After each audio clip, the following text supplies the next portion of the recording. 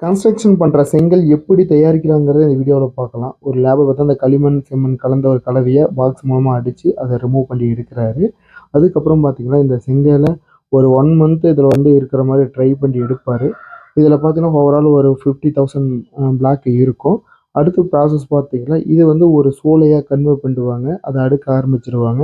இது வந்து ஒரு 1,00,000 கல் பக்கமாக இதில் அடுக்கி ஹோல்டு பண்ணுவாங்க.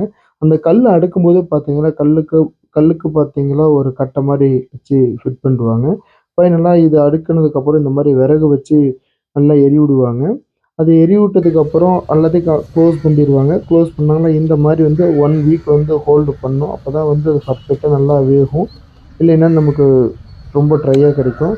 இந்த மாதிரி நல்லா வெந்ததுக்கப்புறம் இந்த சூளையை ஓப்பன் பண்ணால் இந்த மாதிரி தரமான செங்கல் வந்து நம்ம கன்ஸ்ட்ரக்ஷன் யூஸ் பண்ணுறதுக்கு பக்காவாக கிடைக்கும். நம்ம இந்த மாதிரி வழிமுறையில் தான் இந்த செங்கல் வந்து நம்ம தயாரிச்சுட்டு இருக்கிறோம்.